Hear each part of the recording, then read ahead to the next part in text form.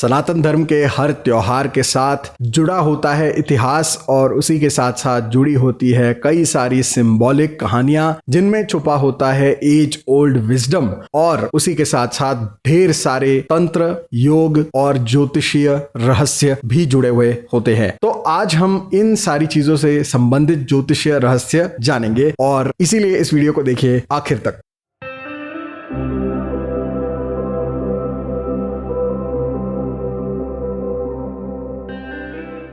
नमस्कार, केम छो, वणकम, welcome back to another wonderful video. आज हम जानने वाले हैं रहस्यों के बारे में जो हमारे त्योहारों के साथ जुड़े हुए हैं। हाल ही में मनाया गया हिंदू न्यू ईयर, जिसको पूरे भारतवर्ष में अलग अलग राज्यों में अलग अलग नाम से मनाया जाता है। महाराष्ट्र में उसको बोलते हैं गुड़ी पाड़वा, कर्नाटक में युगादी, आंध्र प्रदेश तेलंगाना में उगादी, कश्मीर में नवरे, अलग अलग राज्यों में न्यू ईयर मनाया जाता है। इसलिए मनाया जाता है, उसके पीछे का जो ज्योतिषीय रहस्य है वो ये है कि उस दिन सूर्य जो है वो मीन राशि में होता है और उस पर्टिकुलर दिन पे चंद्र भी उसी डिग्री में आ जाता है जहां पर सूर्य मीन राशि में है। और जब सूर्य और चंद्र एक डिग्री में होते हैं मीन राशि में, उस वक्त शुरू होता है हिंदू न्यू ईयर। इसी तरीके से हमारे हर फेस्टिवल में, हमारे हर त्योहार में कोई ना कोई ज्योतिषीय रहस्य, कोई ना कोई ज्योतिषीय गणना जुड़ी हुई है। सनातन धर्म में कोई भी त्योहार बिना ज्योतिषीय गणना के पॉसिबल ही नहीं है, क्योंकि हर तिथि, हर चीज के पीछे एक ज्योतिषीय कैलकुलेशन है। इसीलिए उस दिन पे हम वो त्योहार मनाते हैं और उसी के बेसिस पे ये भी डिसाइड होता है कि उस दिन किस देवी या देवता की उपासना होगी, क्या पूजा होगी, और उस दिन यहाँ तक कि जो नैवेद्य या प्रसाद बनाते हैं या जो भोजन किया जाता है उसमें किस चीज का इस्तेमाल होगा। ये भी कहीं ना कहीं हमारे तंत्र, योग, आयुर्वेद और ज्योतिष शास्त्र से कनेक्टेड होता है। तो जैसे अभी हिंदू न्यू ईयर हुआ है, अब शुरू हुई है चैत्र नवरात्रि और राम नवरात्रि। तो इसमें हम जानने वाले हैं भगवान विष्णु के कुछ अवतार हुए हैं, उनके पीछे का ज्योतिषीय रहस्य। तो ऐसे देखा जाए तो भगवान विष्णु के टोटल 24 अवतार कहे गए हैं, जिसमें से सबसे महत्वपूर्ण कहे गए हैं 10 अवतार, जैसा कि आपने सुना होगा। और उन 10 अवतारों में से एक अवतार है कल्कि अवतार, जो अभी तक होना बाकी है। ऐसा कहा जाता है कि कलयुग के अंत में यह अवतार होने वाला है। तो बचते हैं 9 अवतार, और उन 9 अवतारों का एस्ट्रोलॉजिकल कनेक्शन आज हम जानने वाले हैं। जैसा कि मैंने शुरुआत में कहा कि हमारे हर त्योहार और सारे ही पौराणिक कथाओं के साथ कोई ना कोई रहस्य जुड़ा हुआ होता है, कोई ना कोई इंफॉर्मेशन हमें पास ऑन करने की कोशिश कर रहे हैं हमारे ancestors through all these symbolic stories. तो ये कहानियां क्यों? क्योंकि कहानियां बहुत ही रोचक होती हैं और हमें आसानी से याद रह जाती हैं। तो श्रीमद् भागवत पुराण के canto number 11 chapter number 16 verse number 27 में भगवान विष्णु स्वयं ये बता रहे हैं कि अलग अलग चीजों में प्रतीक रूप से मैं कौन कौन हूं। कि जैसे हमारे यहाँ पर संवत्सर होता है, हर साल को हम कहते हैं संवत्सर, और हर संवत्सर का एक नाम होता है, और हर संवत्सर के नाम के साथ हमें बताते हैं फल, जो पंचांग वाचन के साथ हम बताते हैं कि वो साल कैसा रहेगा ओवरऑल। तो उसमें संवत्सरों के अलग अलग नाम है, जिसमें से एक नाम होता है अनिमिषम। तो अनिमिषम नाम का जो संवत्सर है वो मैं हूं, ऐसा भगवान विष्णु कह रहे हैं। उसके साथ साथ वो ये कहते हैं कि 27 नक्षत्रों के अलावा एक 28वां नक्षत्र भी होता है, जिसका नाम होता है अभिजीत नक्षत्र। तो नक्षत्रों में मैं वो नक्षत्र हूं, यानी कि भगवान विष्णु अभिजीत नक्षत्र रिप्रेजेंट करते हैं। साथ साथ में वो ये कहते हैं कि जो ऋतु हैं उनमें से, सीजन्स में से, जो मधुमाधव नाम का ऋतु है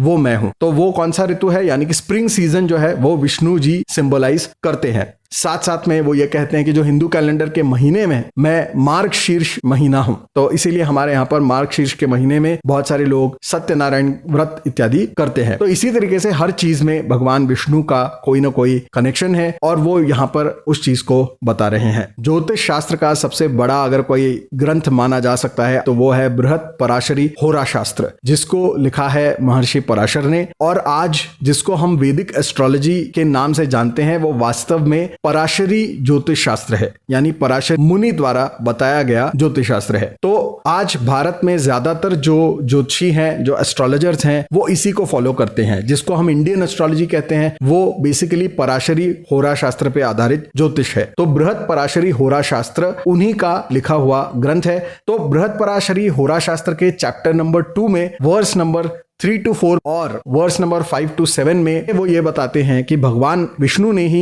9 अवतार लिए हैं अलग अलग, या 9 ग्रहों का रूप लिया है सारे जीव जंतुओं को अपने कर्मों का फल देने के लिए। तो उसके आगे वो ये कहते हैं कि जो 9 अवतार है भगवान विष्णु के, वही 9 ग्रहों से जुड़े हुए हैं। तो यहाँ पर वो 9 ग्रहों के साथ विष्णु जी के 9 अवतारों की बात करते हैं और वो ये कहते हैं कि ये जो 9 ग्रह हैं, इनमें से कोई भी ग्रह आपकी कुंडली में अगर नेगेटिव फल दिखा रहा है, अनिष्ट फल दिखा रहा है, तो उससे जुड़े हुए भगवान विष्णु के अवतार की पूजा अर्चना और ध्यान आपको करना चाहिए। तो इसीलिए वो आगे जाके बता रहे हैं कि इनका कनेक्शन क्या है। तो पहले वो बताते हैं सूर्य। तो जैसे सूर्य के साथ जुड़ा हुआ है भगवान राम का अवतार, और इसीलिए यहाँ पर यह जानना बहुत जरूरी है कि भगवान राम का ही अभी एक तरीके से जो पंथ है, रामदासी पंथ कहते हैं उसको, वो लोग अभी मना रहे हैं राम नवरात्रि। जब गुड़ी पाड़वा या हिंदू न्यू ईयर की शुरुआत होती है तो 9 दिन आगे के राम नवरात्रि या चैत्र नवरात्रि के नाम से जाने जाते हैं, जिसके अंत में राम नवमी मनाई जाती है, जो प्रभु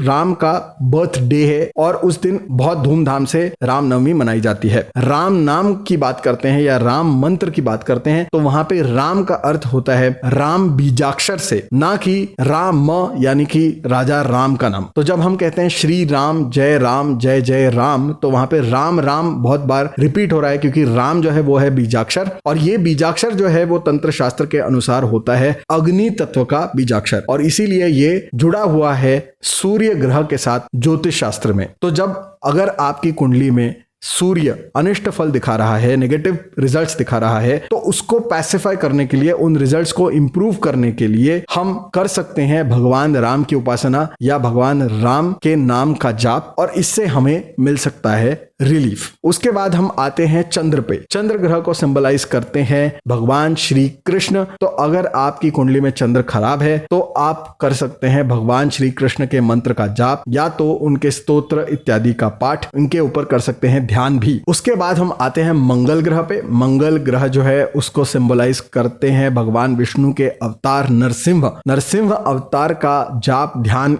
पूजन इत्यादि आपको करना चाहिए अगर आपकी कुंडली में मंगल ग्रह खराब फल दिखा रहा है। उसके बाद हम आते हैं बुध ग्रह पे। बुध ग्रह को सिंबलाइज करते हैं बलराम जी। बहुत सारे लोगों को यह पता नहीं होगा कि जो बलराम है, श्री कृष्ण के बड़े भैया हैं बलराम, वो भी एक तरीके से श्री विष्णु के ही अवतार माने जाते हैं। तो बलराम जी के भी कुछ मंत्र होते हैं और उनके ऊपर आप ध्यान कर सकते हैं, जाप कर सकते हैं अगर आपकी कुंडली में बुध ग्रह खराब फल दिखा रहा है। अगर आपकी कुंडली में गुरु ग्रह अनिष्ट फल दिखा रहा है तो आपको करनी चाहिए पूजा वामन अवतार की। उसके बाद आते हैं हम शुक्र ग्रह पे। अगर शुक्र ग्रह आपके कुंडली में नेगेटिव रिजल्ट्स दिखा रहा है तो आपको पूजा करनी चाहिए परशुराम अवतार की। उसके बाद बच जाते हैं शनि, राहु और केतु। शनि ग्रह को रिप्रेजेंट करता है कूर्म अवतार, राहु ग्रह को रिप्रेजेंट करता है वराह अवतार और केतु ग्रह को रिप्रेजेंट करता है मत्स्य अवतार। तो अगर इनमें से कोई भी ग्रह आपके लिए खराब है तो आपको करने चाहिए इन अवतारों का ध्यान, पूजन और हवन,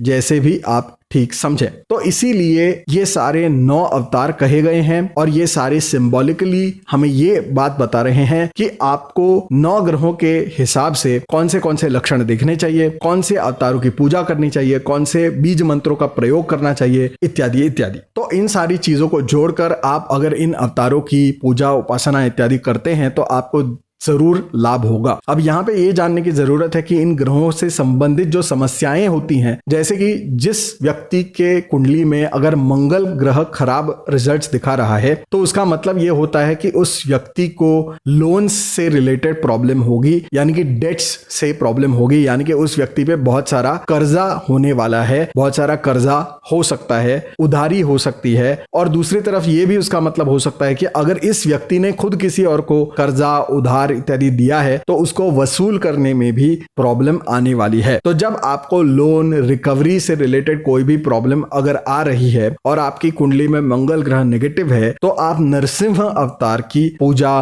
उपासना, हवन, ध्यान इत्यादि कर सकते हैं और इसी से आपको मिलेंगे वो रिजल्ट्स जो आप चाहते हैं और आपके लोन चुकाने में, और अगर किसी को लोन दिया है तो उसको रिकवर करने में आपको होगा लाभ और मिलेगी आपको ढेर सारी मदद। तो सो ये था आज का हमारा वीडियो जिसमें हमने फटाफट जाने कुछ रहस्य जो हमारे भगवान विष्णु के 9 अवतारों के पीछे छुपे हुए हैं। आप इस जानकारी का फायदा उठाइए और इन सारे अवतारों से संबंधित जो भी मंत्र, स्तोत्र, ध्यान इत्यादि आप कर सकते हैं उनको करिए, इससे आपको होगा लाभ। ऐसे और भी वीडियोस, ऐसी और भी जानकारी अगर आप जानना चाहते हैं तो मेरे चैनल को करिए सब्सक्राइब और बेल आइकन को प्रेस करना मत भूलिए ताकि आपको आगे के भी अपडेट्स मिलते रहें। So thanks for watching this video. For more such videos, stay tuned.